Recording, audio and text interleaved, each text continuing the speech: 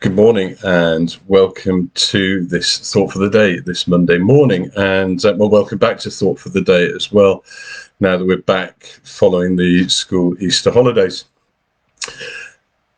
Earlier this week, while I was away on holiday, Diana and I were having a conversation with a chap, and in that I had the opportunity to say to him, "Oh yeah, I'm a vicar," and he went, "Well, you don't look like a vicar." Well, there I was doing some gardening and I was dressed in jeans and a t-shirt, so no, I probably didn't, but it did raise a question in my mind.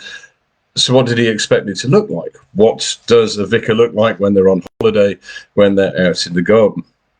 But out of that came this thought, so what does a Christian look like? Sort of looked at me, they would say, well, you're a chap, so what do we look like as Christians? How do people know? And Jesus kind of gave a hint, well, more than a hint to that, when he spoke to his disciples. He gave them a new commandment: love one another as he had loved them.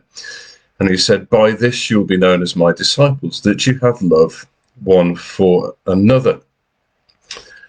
Okay, that's a really good indicator, and it's the command of Jesus: have love for one another. That's how you'll be known. But what does it look like? And what does it look like so that it could be seen by the world around us? By they look at us and go, you're Christians, you look different. What does that look like in a community where typically when we're together, and that's a rare thing now, and we're looking forward to when we can do that, but how are we seen as Christians in a community where in this 21st century we're not seen in and amongst people in the same way that those first century original Christians were? I've been pondering that a little bit this week, and at the same time as thinking about actually the app, What 3 Words? 3 words that give you a location, the whole surface of the globe, split up into 3-meter squares, and you can identify any square by the 3 words associated with it. And I've used this theme in a wedding sermon I did back in December. And there are 3 words that kind of fix our location, and Paul speaks about those in his first letter to the Corinthians: faith, hope, love. 3 words that define a location of our place in the family of Jesus as Christians. And I think perhaps that gives us the hint of what being a Christian looks like to people outside. People of faith, people of hope, people of love. Not just human faith, hope, or human hope and love, but a hope and a love born out of our faith in Jesus and all that he did for us.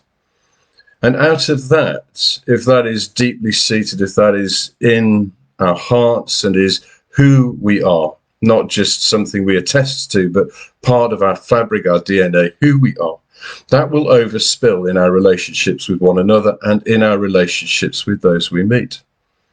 And so I suppose today's thought comes with a little challenge for today.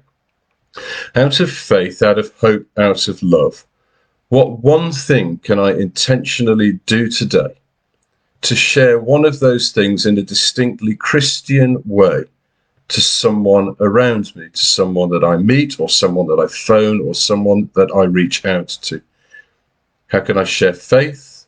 How can I bring hope founded in Jesus? How can I show love based on the amazing love that Jesus has for all, that sacrificial love that we celebrate through this Easter season, that resurrection hope, and that faith that has the strongest of foundations, whose cornerstone is Jesus? How today can I show that to someone and they go, so that's what a Christian looks like? Have a very blessed day, and I'll catch up again with you soon. Bye for now.